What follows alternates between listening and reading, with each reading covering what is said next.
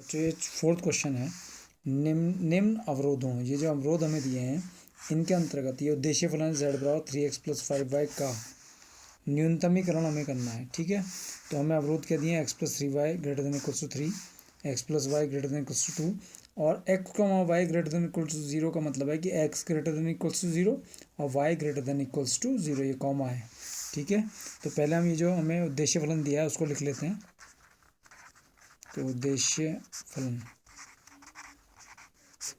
फलन हमें क्या दिया है, z बराबर 3x + 5y।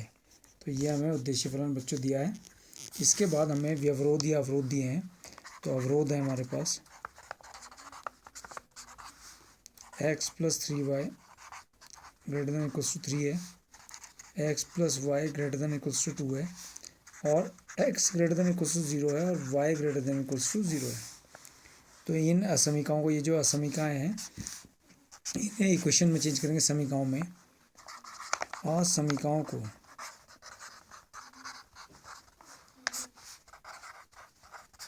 समीकाओं में बदलने पर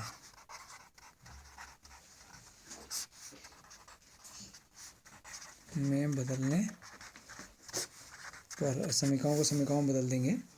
तो पहली असमीका थी x + 3y ≥ 3, तो यह हो गया =3, ये पहली हो गई। दूसरी x + y = 2 है, ये सेकंड हो गई। और तीसरी हमारी जो है x = 0 y = 0 है, तो x = 0, ये थर्ड हो गई।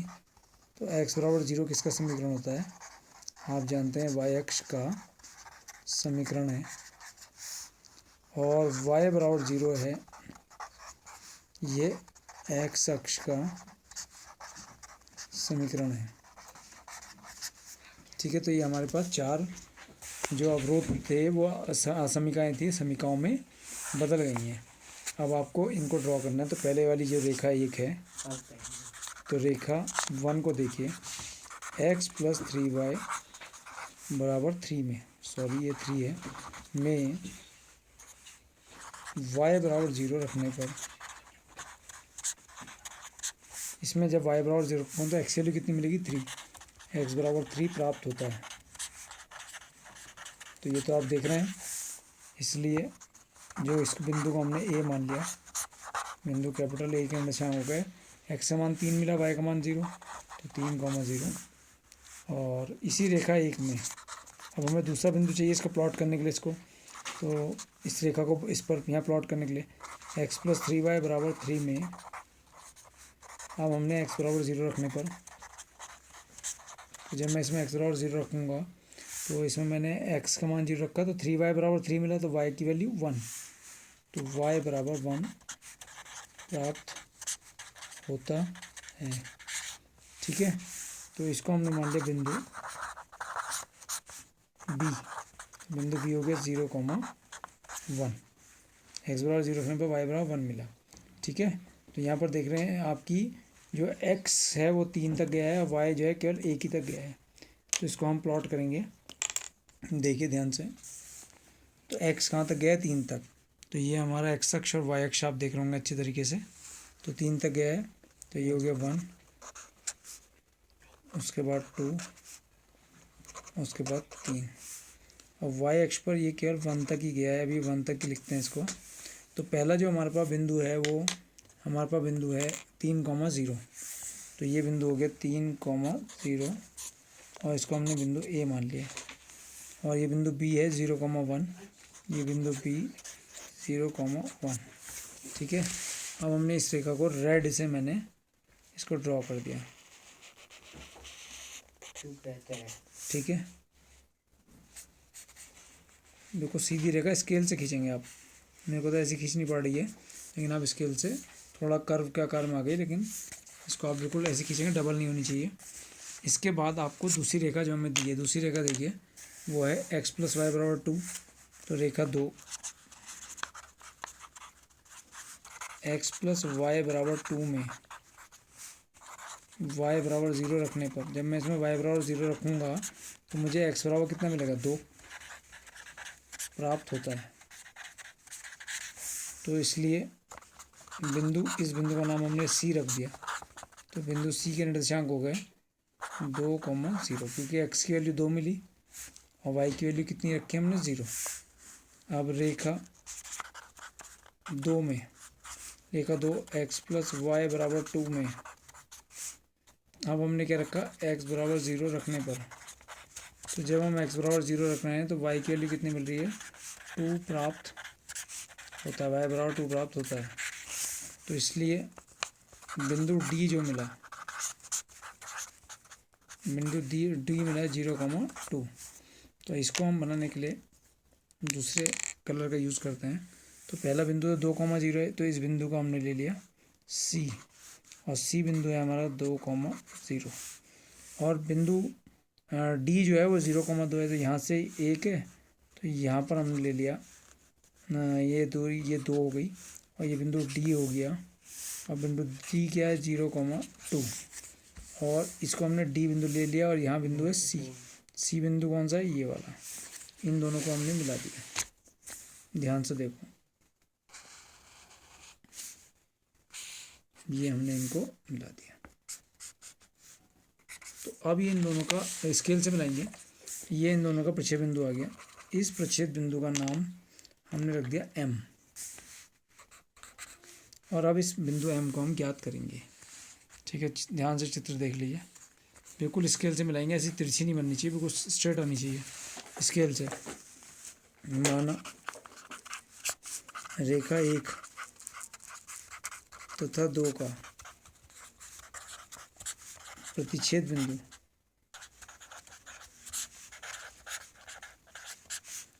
कैपिटल M है।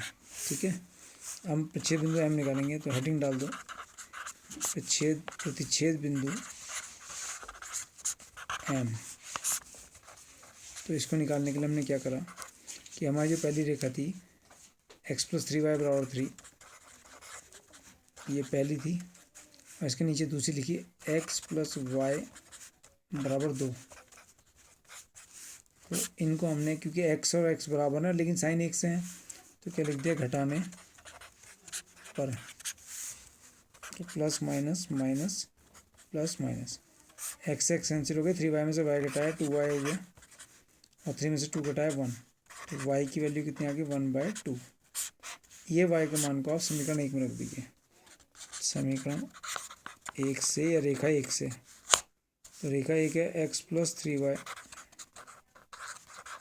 = 3, तो y के लिए 1/2 है, x + 3 × 1/2, तो 3/2 = 3, तो x बराबर आ गया 3 - 3/2, तो 2 × 3 = 6, 6 में से 3 घटाया 3, 3/2, तो x के लिए 3/2 आ गई, y के लिए 1/2 आ गई। तो प्रतिच्छेद बिंदु M आ गया, प्रतिच्छेद बिंदु M के निर्देशांक आ गए 3/2, 1/2, तो इस M के निर्देशांक आ गए 3/2, 1/2। ठीक है, अब हमें क्या करना है, रेखा का क्षेत्र निकालना है। तो अब हम क्या करेंगे, ध्यान से देखना, जो हमारा अवरोध है, पहला वाला अवरोध है, अवरोध जो हमारा अवरोध है x + 3y > 3 में, ये कौन सी रेखा थी जो हमने रेड से खींची थी। तो इसके नीचे कौन सा बिंदु है, बहुत सारे बिंदु है, 1,0 भी है, तो हम इसमें 0,0 रख के देखते हैं। अगर सत्य होगा तो इसका क्षेत्र नीचे की ओर हो जाएगा, असत्य हो तो इसका क्षेत्र ऊपर की ओर हो जाएगा। तो x + 3y > 3 में x = 0 तथा y = 0 रखने पर, रखा इसमें 0 + 3 × 0 0 > 3, तो 0 > 3, ना तो 0 3 से बड़ा होता है और ना ही 0 3 के बराबर होता है। तो ये क्या हो गया, जो असत्य है, जो क्या है, असत्य है। तो अब क्या होगा कि इस रेखा का क्षेत्र हमें दिखाना पड़ेगा। तो इस रेखा का क्षेत्र दिखाने के लिए हम क्या करेंगे, कौन सी रेखा का क्षेत्र, तो ये जो रेड वाले कलर से ये भी रेखा है, इसका क्षेत्र मूल बिंदु की ओर नहीं है। क्यों नहीं है, क्योंकि मूल बिंदु रखने पर क्या आया, असत्य आया। तो अब इसका क्षेत्र कहाँ है, मूल बिंदु पर नहीं है, तो कहाँ है, इसकी दूसरी ओर है, तो रेखा पर ऊपर की ओर है।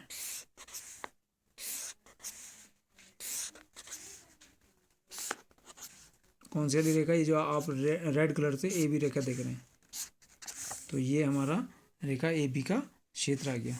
और दूसरी रेखा कौन सी, अवरोध क्या है, ये अवरोध है x plus y greater than equals to 2 में, ये दूसरी रेखा ग्रीन से देख रहे हैं तो उसके नीचे भी बहुत सारे बिंदु हैं, 1,0 भी है, 2,0 भी है, 0,1 भी है, 0,2 तो नहीं है, खैर इसको रख सकते हैं, लेकिन हम कौन सा रखते हैं, 0,0 ही रखते हैं अपनी आसानी के लिए, में x बराबर 0 तथा y बराबर 0 रखने पर, तो इसमें x बराबर 0 y 0 रखा था, 0 plus 0 greater than equals to 2 आया, तो 0 ग्रेटर देन इक्वल्स टू 2, तो ना तो 0 2 से बड़ा होता है, ना ही 0 2 के बराबर होता है, तो क्या लिख देंगे, जो असत्य है, असत्य है। अरे हमने ऊपर वाली में एक चीज़ छूट गई है हमारी, चलो इसका ही लिख देते हैं, अतः रेखा x प्लस वाई बराबर 2 का क्षेत्र रेखा पर इसलिए है क्योंकि इक्वल का साइन लगा हुआ है, रेखा पर ऊपर की ओर होगा, रेखा पर ऊपर की ओर होगा, अर्थात मूल बिंदु 0,0 की ओर नहीं होगा, मूल बिंदु 0,0 की ओर नहीं होगा। तो इस ग्रीन वाली जो रेखा है इसका क्षेत्र भी कहाँ है, मूल बिंदु की ओर नहीं है, बल्कि कहाँ है, ऊपर की ओर है, रेखा पर ऊपर की ओर, ग्रीन वाली की बात हो रही है।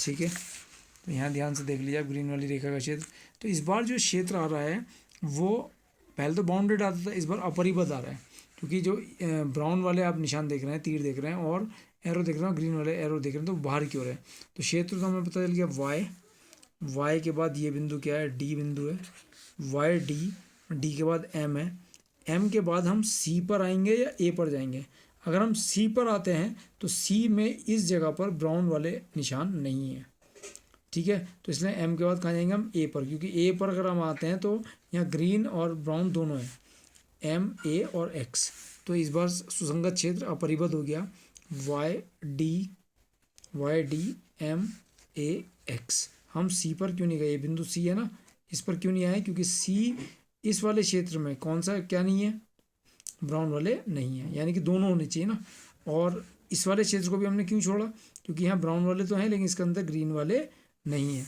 अब हमें एक बात छूट गई थी कि x प्लस 3y का हमने ये तो देख लिया था कि जो असत्य था, लेकिन हमने वो नहीं लिखा था, तो हमने स्टार साइन बना दिया मैंने, और यहाँ लिख दिया, इसको लिखना तो वहीं पे जहाँ स्टार साइन बनाया है, अतः पहले इसको लिखना, अतः रेखा x प्लस 3y बराबर 3 का क्षेत्र रेखा पर ऊपर की ओर होगा, रेखा पर ऊपर की ओर होगा, अर्थात मूल बिंदु 0,0 की ओर नहीं होगा। ठीक है, तो हमने दिखाई दिया था ग्रीन से, मतलब ये भी है रेड वाली जो थी जिसको मैंने ब्राउन से बनाया है। ठीक है, अब हमारे पास दो बात आती हैं कि x बराबर 0 अर्थात y अक्ष का क्षेत्र, y अक्ष का क्षेत्र y अक्ष पर प्रथम चतुर्थांश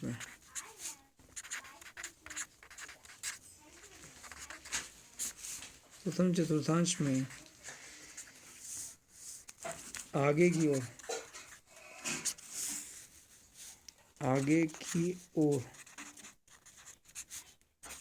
ओर मतलब दाईं ओर, आगे की ओर का मतलब दाईं ओर होगा। तो इसको भी अगर आप देखते हो तो इस बार हम y अक्ष क्षेत्र बनाते हैं, तो y अक्ष क्षेत्र ये हो गया, प्रथम चतुर्थांश में आगे की ओर होगा।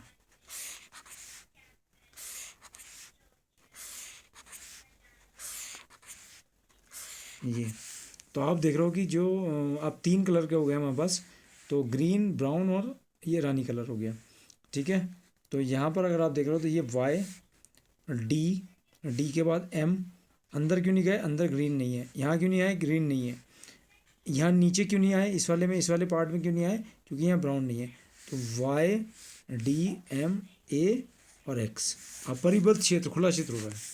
अब हम अगला लिखने जा रहे हैं, y बराबर 0 अर्थात एक्स अक्ष, y बराबर 0 अर्थात एक्स अक्ष का क्षेत्र एक्स अक्ष पर प्रथम चतुर्थांश में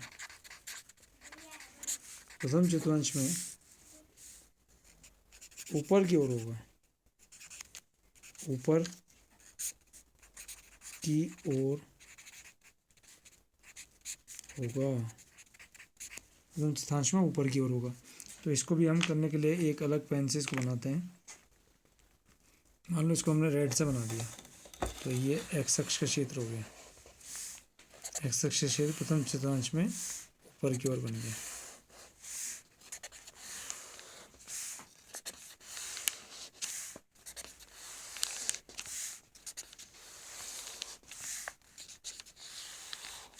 ठीक है।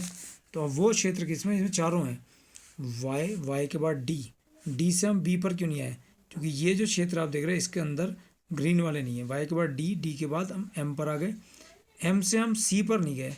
सी पर क्यों नहीं गए, क्योंकि इसमें कौन से वाले नहीं है, ब्राउन वाले नहीं है। कौन सा नहीं है, ब्राउन वाले जो पहले खींचे थे, इसलिए हम एम पे गए। एम के बाद कहाँ है, ए पर, ए के बाद कहाँ गए, एम एक्स पर। तो इस बार सुसंगत अपरिबद्ध क्षेत्र देखिए ध्यान से, वाई, ये वाई के बाद कहाँ चले गए आप, डी पे, ये बिंदु डी है, डी के बाद आप कहाँ गए, एम पर, और एम के बाद आप चले गए ए पर, और ए के बाद एक्स पर। तो ये सुसंगत अपरिबद्ध क्षेत्र, वाई के बाद डी, डी के बाद ये बिंदु एम, एम के बाद ये बिंदु ए, ये बिंदु हमारा ए है, ये बिंदु एम है। ये सुसंगत अपरिबद्ध खुला क्षेत्र आ गया। अपरिबद्ध का मतलब अनबाउंडेड क्षेत्र। तो क्या लिखेंगे, अतः सुसंगत अपरिबद्ध अपरिबद्ध का मतलब अनबाउंडेड, खुला क्षेत्र, अनबाउंडेड क्षेत्र, क्षेत्र का मतलब रीजन। अतः सुसंगत फिजिबल अपरिबद्ध क्षेत्र y के बाद Y, D, M, A, x प्राप्त हुआ, Y, D, M, A, x प्राप्त हुआ। ध्यान से देखो, वाई, डी, एम, यहाँ पर भी लिखा था, यहाँ लिख दिया मैंने, एम के बाद ए और एक्स, ये खुला क्षेत्र हमें प्राप्त हो रहा है। ठीक है, Y, D, M, A, x प्राप्त हुआ, जिसके अंदर जो कोणीय बिंदु होगा डी, एम, ए हमारे कोणीय बिंदु हो गए। ठीक है, तो हम टेबल बनाएंगे। टेबल देखिए आप ध्यान से, कोणीय बिंदु, उद्देश्य फलन और फिर उसके बाद मान। ठीक है, तो उद्देश्य फलन हमारा इसमें है z बराबर 3x + 5y, z बराबर 3x + 5y। और हमारे कोणीय बिंदु क्या थे इसमें, कोणीय बिंदु थे डी, एम और ए। तो डी, एम और ए हमारे कोणीय बिंदु है, डी, एम और ए। तो डी के निर्देशांक अगर आप देखेंगे तो डी के निर्देशांक है हमारे पास ये 0,2, एम के 3/2, 1/2 हैं, और ए के हैं 3,0। तो पहला है 0,2 और ये एम 3/2, 1/2, और ए के निर्देशांक हैं 3,0, ए के निर्देशांक है 3,0। तो 3,0, इसमें वैल्यू रख दी है z बराबर, तो 0,2 रखा तो यहाँ तो 0 हो गया, और 5 दूनी 10, 0 + 10 तो 10 आ गया ये। फिर 3/2, 1/2, इसमें 3/2, 1/2 रखा तो 3 × 3/2 9/2 प्लस 5 × 1/2 5/2 तो 14/2, 14/2 कितना हो गया 7। इसके बाद रखा 3,0 तो z बराबर 3,0 3 3 9 और 3 3 9 5 × 0 0 तो बराबर कितना आ गया 9 आ गया। तो इसमें हमें क्या करना है न्यूनतमीकरण, तो न्यूनतम मान कितना है 7। ठीक है, अब आपकी ये बात समझ में आ रही होगी। तो अब आप क्या करेंगे, ध्यान से इसको टेबल को भी देख लीजिए और अब हम इसमें वैल्यू रख देंगे।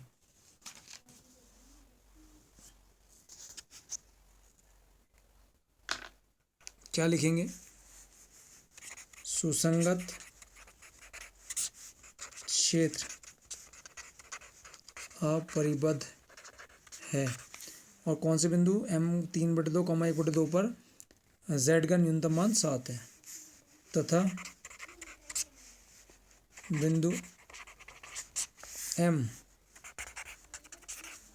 3/2, 1/2 पर z का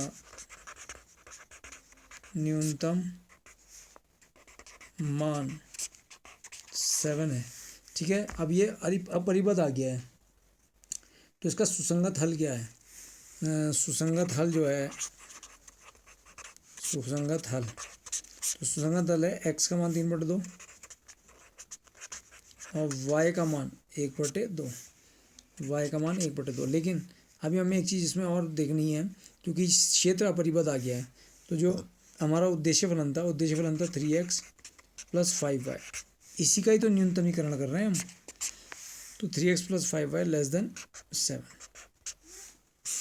3x + 5y < 7, z का ही तो न्यूनतमीकरण करा, तो 3x + 5y < 7 आया।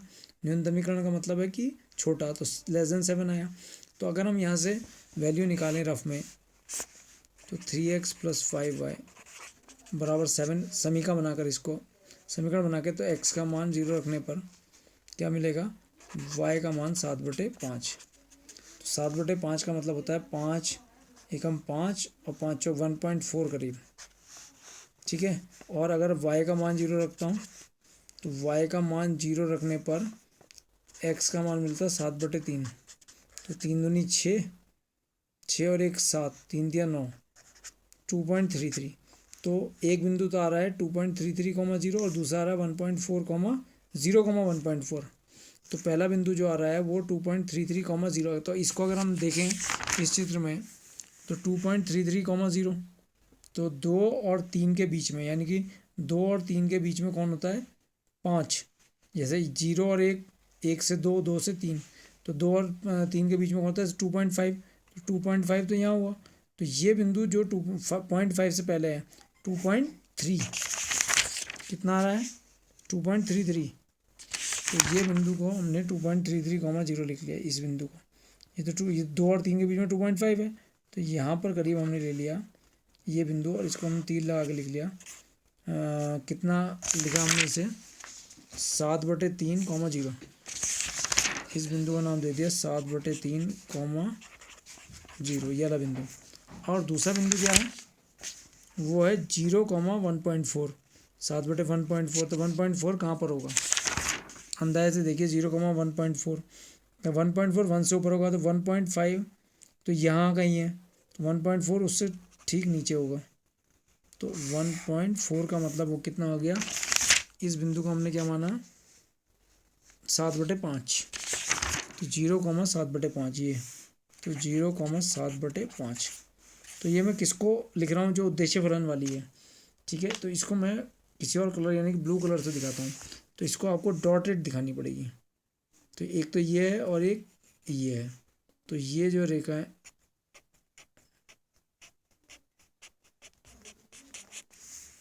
ठीक है, क्यों बनाई जा रही है ये डॉटेड, बिल्कुल ध्यान से देखो, ये आ रही है हमारे पास कौन सी है 3x + 5y, ये जो डॉटेड मैंने बनाई है ये कौन सी 3x + 5y, is equal to 7 से बनाइए। है तो लेस देन 7, लेकिन उसको ड्रॉ करने के लिए तो हमें बराबर 7 लिखना पड़ेगा। तो कहाँ ये डॉटेड वाली, ये देख रहे हैं आप, ये जो ब्लू से डॉटेड है। अब आप ध्यान से देखिए, ये है लेस देन 7 वाली, 3x + 5y लेस देन 7। अगर मैं इसमें 0,0 रख के देखता हूँ तो 0 + 0 लेस देन 7, तो 0 लेस देन 7। तो इसका मतलब क्या है, जो सत्य है, जो क्या है, सत्य है। इसमें हमने रखा, उसको हमने ड्रॉ करा पहले ब्लू से, तो ब्लू से ड्रॉ करा हमने, तो देख रहे होंगे आप कहाँ पर आ रही है ये, ठीक है। तो अब अगर इसका मान लेस देन 7 सत्य आया, तो इसका क्षेत्र कहाँ है, यहाँ ऊपर जो z है, z वाली का क्षेत्र कहाँ पर है, नीचे की ओर है, यानी कि मूल बिंदु की ओर है। और परिबद्ध क्षेत्र कहाँ है, ऊपर की ओर। तो इसका मतलब हो गया कि इसमें और इसमें, सुसंगत क्षेत्र में और इस रेखा में कोई भी बिंदु क्या नहीं है, उभयनिष्ठ नहीं है, कोई भी बिंदु उभयनिष्ठ नहीं है। तो क्या लिखेंगे, अतः सुसंगत क्षेत्र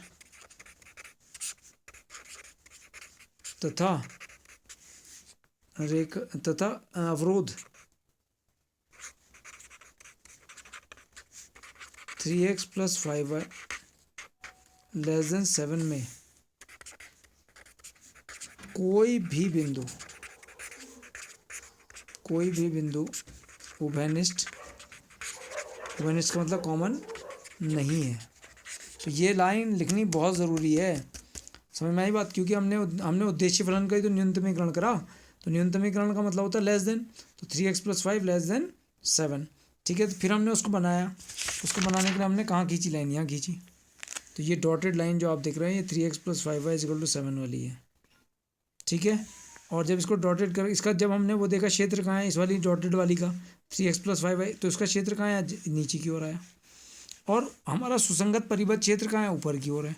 तो इस क्षेत्र में और इस डॉटेड लाइन के क्षेत्र में कोई भी बिंदु उभयनिष्ठ नहीं है। ये बात आपको अच्छे से समझ में आ गई होगी कि इसमें कोई भी बिंदु उभयनिष्ठ नहीं है, ठीक है। ये आपका आंसर हो गया है।